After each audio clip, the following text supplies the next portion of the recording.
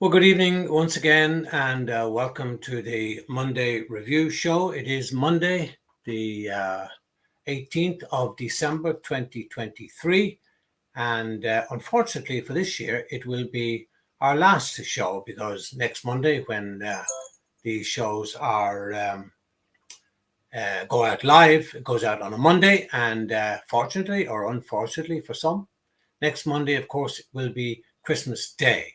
And it will be a quiet weekend for everybody, including yours truly, and especially my guest, Keith Hackett, because everybody likes to enjoy the festive season with friends and family and so on. And it's a great time for giving gifts and presents. And of course, the most important person of all, Santa, arrives down the chimney.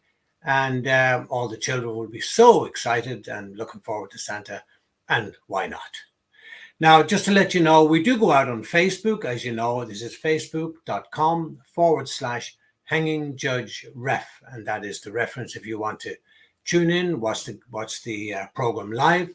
Also, if you'd like to make any comments on the show, please do so. If you'd like to ask any questions of myself or Keith, or you'd like to leave a comment of some description, there's a little thing on the right-hand bottom of your screen. You can just slide it across and leave your comment there. As I said, we go out on Facebook, on YouTube. We also go out on Twitter, and very soon, certainly at the start of next year, we'll be going out on Instagram. So Keith is going to be joining us a little bit late this week. He has a previous commitment, which is absolutely fine. I understand that. But he will be joining us in a few minutes' time. And when he comes on, then we'll get him straight on the show. Now, I wanted to talk, and we will talk at length, about this serious incident of assault that happened just last week to a Turkish referee. And I wrote about it. I wrote about it on Facebook. I also wrote about it in my article in the South African Sunday paper called the City Press. It was an appalling attack. It was a criminal act, and it was totally uncalled for, simply because the owner of the club, the president of the club, attacked the referee at the end of the game by punching him and gave him literally a black eye and very swollen eye. But even worse was two of the president's colleagues kicked the referee while he was on the ground. Now, thankfully, the good thing that came out of this is that it was all captured on television. So there'll be ample footage there for the authorities to act. And it even prompted the president of the country of Turkey, as they're now called, used to be Turkey, now called Turkey. He came out and condemned the incident and wished the referee a speedy recovery. He was visited, the referee, Mr. Mela, was visited in hospital by government officials, and they passed on the president's best wishes. And in fact, not only that, he spoke with the president on the telephone from his hospital bed. Now, it was an appalling attack. It was totally unjustified. The circumstances, if you haven't heard, were that the home team were winning the match and conceded a goal in the 7th minute of additional time, which was added on by the referee. Now, you may be aware that not extra time, additional time has been and is being added on at the end of each half for time lost in that particular half. And it's very important to point out that any time lost is added on at the end of the half in which it is lost. So if there's time lost in the first half, then it's added on at the end of the first half. It's not all accumulated and added on at the end of the game. Second half, then, there just tends to be more time added on. You generally get 1 or 2, maybe 3 minutes if there's a serious injury at the end of the first half. And then you get a lot more time added on at the end of the second half. And that accounts for time lost, delays, substitutions, all that sort of story. So that's why the second half tends to be longer than the first half. But nevertheless, it is added on, and rightly so. During the last World Cup in Qatar, the referees were instructed to make sure that they added on every additional minute that was wasted. And players do have a tendency to waste time. Now, some will call it tactical. That's okay if that's what they want to call it. Some call it tactical. Others call it strategic, whatever you want to call it. But the bottom line is, if there is time lost in either half of the game, it's added on in that half of the game. In fact, there were teams where there were a lot of injuries and players had to be stretched off and so on. And one game ended up, I think, 12, 14 minutes additional time at the end of the second half.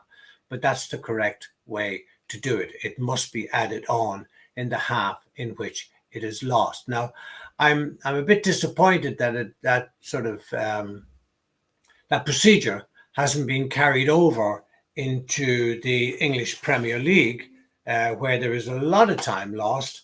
And I noticed certainly in the Liverpool-Manchester United game, players taking their time, taking throw-ins, stealing yards, which is another big issue.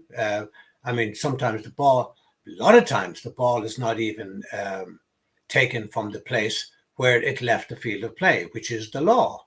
The law says that the ball must re-enter, if you like, the field of play from the place it left the field of play. I'm talking about throw-ins now. I'm not talking about goal kicks, but we'll come to goal kicks in a moment. But for throw-ins, the ball must come back in, must be thrown in from the place, from the spot where the ball left the field of play. The issue, while we're on time lost and ball out of play, as far as goal kicks are concerned, it used to be the case that if the ball went out, say, on the left-hand side, then the goalkeeper took the goal kick from the left-hand side. If it went on the right side, he took it from the right-hand side. And then FIFA introduced a new addition or clause to the laws of the game. In order to speed up the game, they decided, well, it doesn't matter which side the ball goes out, you can take it from either side. So if it goes out on the left-hand side, you don't have to take it from the left-hand side, you can now take it from the right-hand side.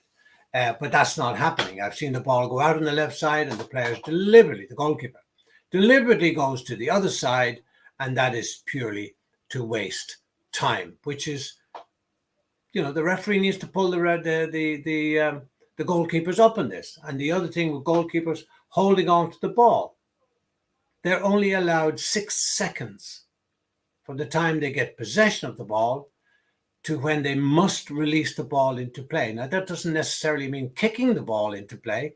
It means they must let it down. They must not have it in their possession. They can have it at their feet, but they must release the ball out of their hands. I'm counting regularly, 12, 15, sometimes 20 seconds. Ridiculous, absolutely ridiculous. Why the referees are not clamping down on it, I have absolutely no idea whatsoever, and they should be clamping down on it. I'll be discussing all these things with Keith when he joins us, hopefully in the next few minutes. The attack on the Turkish referee is not new. It's not new at all. There was an attack on a referee here in Ireland. I'm just going to find a picture for you now, where a referee, where is it now? My namesake. I have it here now. My namesake, same name, no relation, called Daniel Sweeney. Now, Daniel Sweeney is a referee, soccer referee here. This is what happened to him. And I've shown this picture before, and a lot of you, I'm sure, will have seen it. He was attacked in the car park, in a lower league game. It wasn't a Premier League game. It was a local league game. And he was attacked in the car park as he was about to get into his car and severely assaulted. Now, the Turkish referee wasn't quite that bad. He did have a swollen eye. He wasn't quite that bad. But Daniel had a broken eye socket, a broken nose, and lost a couple of teeth So this kind of violence is being perpetrated on referees over and over and over again. I'm just so happy that it is now being seen by the general public at Premier League level, at World Cup level, in fact, that it's and now is being highlighted. And I'm delighted to say I've been joined by Keith. Apologies for being late. Red card for me. Did you bring a note? Yeah. Thanks very much, Keith. I appreciate your efforts. I know you were on a show earlier on, and I really do appreciate you making yourself available. I was just telling the viewers, Keith, about we're talking about the assault on the Turkish referee last week. Yeah. Absolutely appalling, unprovoked, criminal, really. Well, it highlighted a number of things for me, and that is the security arrangements surrounding referees. I mean, the one thing at the Premier League is that we know that the security systems that are in place are really, really good. And I hope, there's always that risk, I hope that it would never happen. But, you know, we've focused on this particular incident, which is appalling, because this is a young referee, 37 at international level age, who's regarded as their best referee and regarded highly by FIFA and UEFA. And therefore, I just hope that this will not set his career back. But, you know, the problem I see is that we've seen that and recognized it.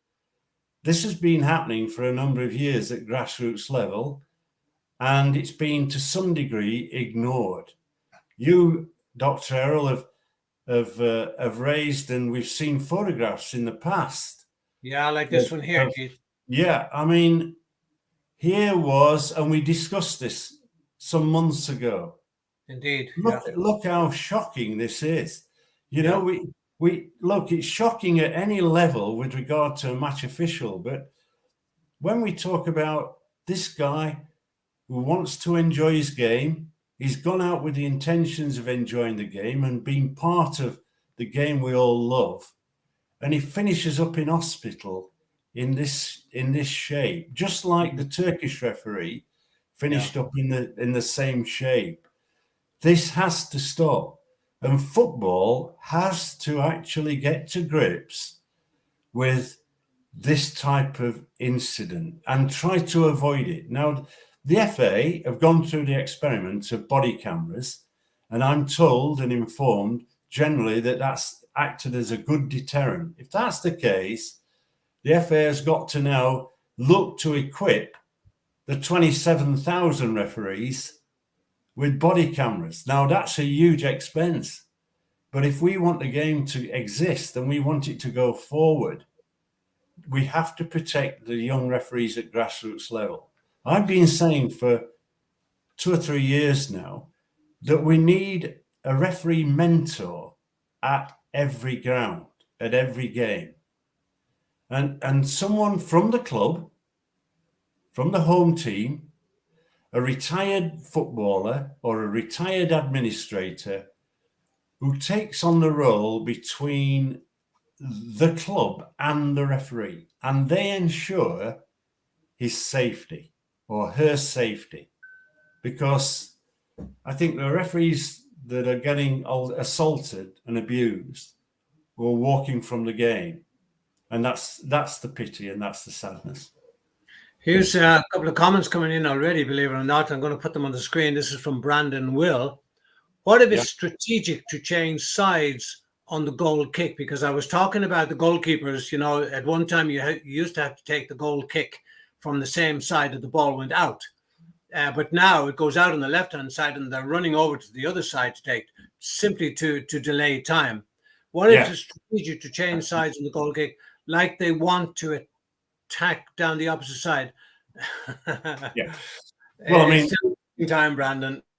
Yeah, well, Brandon's spot on. I mean, the change was made. The change was actually made in order to speed up the game, and it's had the opposite effect. it gives the opportunity for the goalkeeper to move it from one side to the other, and that in itself delays the kick. But we talked about, sometimes in a way, referees are their own worst enemy. And I say that in reasonable sort of jest, because it's no good being a referee and deciding and determining that you're going to get a grips with time wasting with 5 minutes of the game to go. Yeah. Time wasting in the modern game sadly begins from minute 1. And the laws of the game are there for you to apply them. We talked about the 6-second rule, and I was just going to say that, because while I was waiting for you to come on, I went through a few things, and Brandon has put in another comment. He says, when do you start counting for the 6 seconds? What if the keeper is surrounded by opponents? Does everyone count the same? 1, 2, 3, 1,000, 2,000, or 1 Mississippi, 2 Mississippi? Is there any grace? There's no grace as I see it. You get 6 seconds to release the ball into play. You don't have to kick it into play. You don't have to throw it into play. You can just drop it on the ground. It's once you release it. Once you have it in your hands, the goalkeeper, that is the point at which you start the count. And I like the idea of 1,000, 2,000. Similar to basketball, Keith.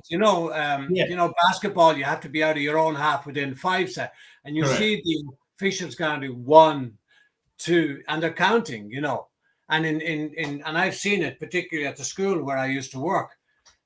We had a basketball team there where we didn't have the facility and the use of the big scoreboards counting down the seconds. But there's a 24-second rule as well, that you must make a shot or release the ball, otherwise you're penalized. So the referees are counting that like 1 and 2, and it's fairly simple.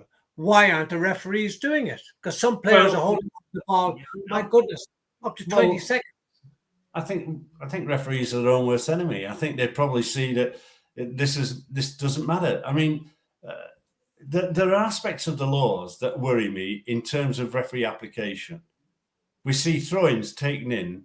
I mean, I watched the game on Saturday, and I watched the throw-ins, and they were taken 10 to 15 yards away from where the ball went out of play. Totally unacceptable. And at half time, this was a grassroots game. At half time, I said to the young linesman, I said, look, you've got to manage this. You've got to manage this more effectively. And I said to the referee, why don't you just give them the datum point, indicate where you want the throw-in taken from, and manage it more effectively. And I have to say, in the second half, they were much better. But they got into habit. And if goalkeepers know that they're never going to be penalised for 6 seconds, they'll just continue to do what they do. Of course, it's like robbing a bank. If you're not going to, the police are not going to chase you, you'll do it again and again and again. It's human nature, know. I was just going back to the Turkish referee and the assaults, Keith. There was another picture I wanted to show you there. And this was not only Daniel, the guy here in Ireland, and this is happening quite a lot at lower level. That's not even been reported. It's not even been heard of. This young lady referee, and I have highlighted this before, in Pakistan. Look at the blood coming down from behind her ear. Yeah. I mean the game, the football authorities, FIFA, the IFAB, the county FAs, the league management teams all have a responsibility towards ensuring the safety of every participant in the game. That's the fans, the match officials, the players, the referees. We want this game to be enjoyed. We want it to be entertainment, a hobby. And sadly, I think that the danger is that the thuggish approach, the lack of respect that we see in society, should not be allowed to grow in the sport that we love. I think we've all got a responsibility in that situation. We all probably, when we're watching a football match, tend to lose our cool. I mean, I don't, but I see the passion running through fans, and I say to myself, look, just calm down. You know, even at grassroots level, I see that. In fact, a couple of weeks ago, I sort of went up to someone and said, look, behave. And he looked at me, gone out, and I said, look, I'm president of this club. I'll have you thrown out of the ground. And, you know, and that was because I thought his behavior towards the match official was unacceptable. It was just unacceptable. It was just abusive. Yeah. Yeah. You know, it was nothing to do with his officiating. It was just that he's paid his £6 and he thinks that gives him license to shout whatever he wants. Yeah. And I just want to show another clip, not a clip, but a photograph. And I have shown this before, Keith. It all stems from this kind of thing. And it's an old photograph of Andy Durso some years ago. Yeah. You know, doing that inflames thuggery from fans when they see players doing that to referees and getting away with it. Now, that sort of thing of crowding around the referee, and even what's becoming more prevalent now, is that the coaches / managers, call them whatever they are now starting to barrack the fourth official, because the linesman or the assistant referee is running up and down so he can escape, as it were. But the fourth official is there. And now suddenly he's become the whipping boy for any decision the referee or the assistant has made. Surely to goodness that has to stop as well. Well, I mean, we saw Eric Haaland, didn't we, a couple of weeks ago after the referee in his face in a similar fashion to Roy Keane. Then we also saw over the weekend the player who, at a throw-in, decides to have a real, if you like, visual response towards Michael Oliver, the referee, who instantly responded with a yellow card. And then, after issuing the yellow card, this guy did the same. And rightly got the second yellow. And I've listened to people today saying, well, Michael could have managed it. Michael could not have managed it. Nonsense. Nonsense. Exactly what other referees should do. He's our number one referee, and I applaud him for what he did yesterday. In the same way, he showed why he is number one on Sunday, Keith. He showed why he is. He was excellent. He was cool in a very difficult game. Then we go to the other side, and it was David Coote, and I think it was the Everton game where you saw someone run into the goalkeeper, and he went down as though he'd been shot. And then a bit later on, he pushes slightly into the back of an opponent. He goes down. I mean, in dramatic fashion. It's so amusing that former players are laughing at what he's done, and it becomes a bit of a joke. And out of that, then there's a fracas. And the referee, David Coote, then has to sort it out. And at the end of the day, he dismissed a player that initially had come in to try and calm things down. Yeah. But the player put his hands on his opponent's face. And you look at it and you think how childish this is and how damaging to the image of the game.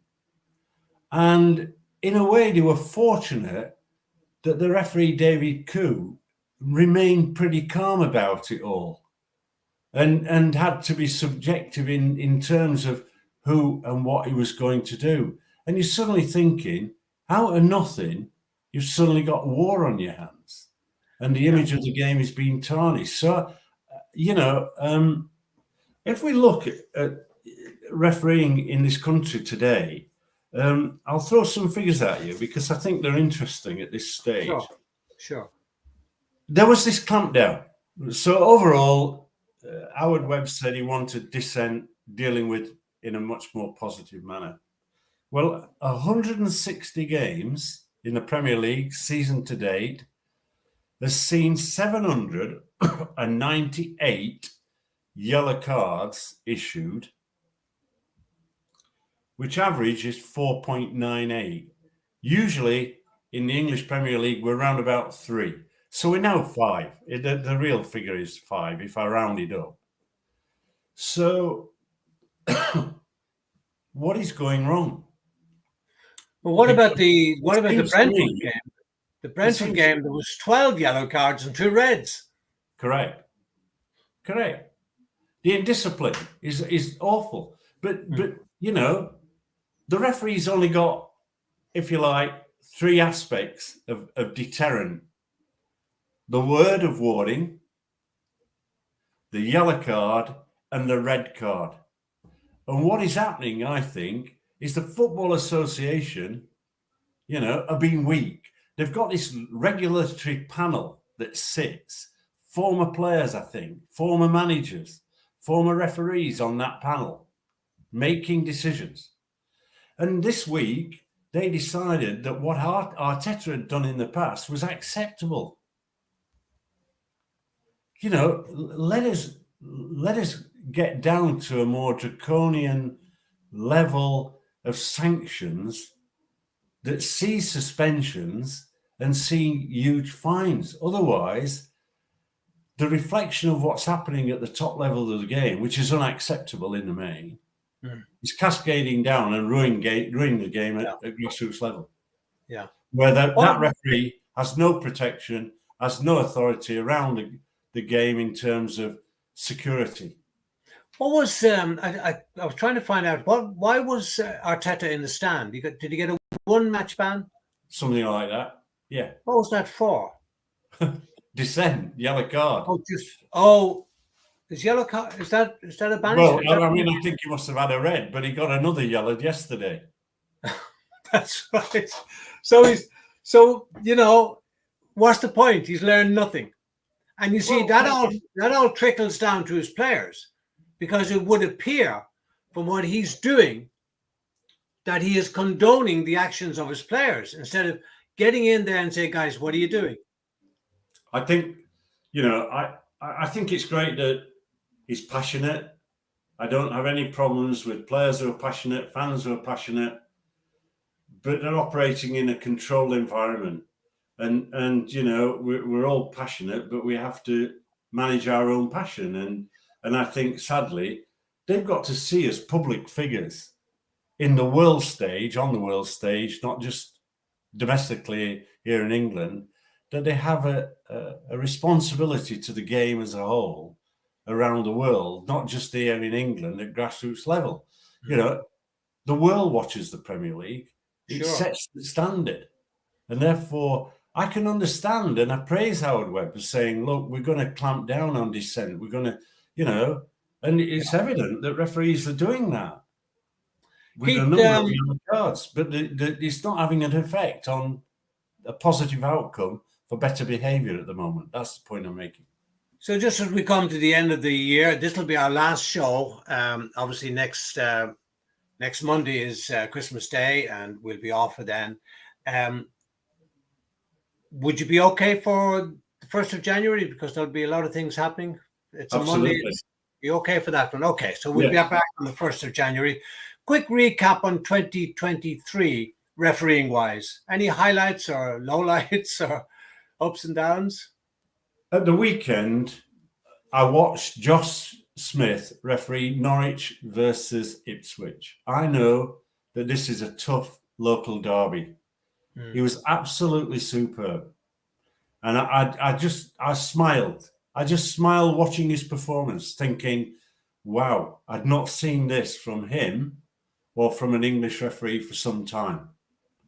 I last saw that from Mark Clattenburg. But my wish is that I think VAR and its operation is clearly disappointing, and changes have to be made. We have to go for the semi-automated system. We have to go for a specialist panel of VAR operators, and we have to look for the big screen use so that the fans themselves can see the process and hear the process. We've got to get the VAR guy confident in his own ability to make the decision quickly. Because at the moment, the length of time it's taking is they don't trust themselves. And they've got to trust their own judgment, just like the referee has out in the middle. Yeah. For anybody, I think for anybody who wants to take up refereeing, often we're brought and discuss the negatives within the game. There are huge amounts of positives. The enjoyment that you and I have experienced, officiating around the world, being able to talk about the game we love, being on the same field as players that we'd pay to watch. So I think, I've been to 100 countries. I've refereed in 35 countries.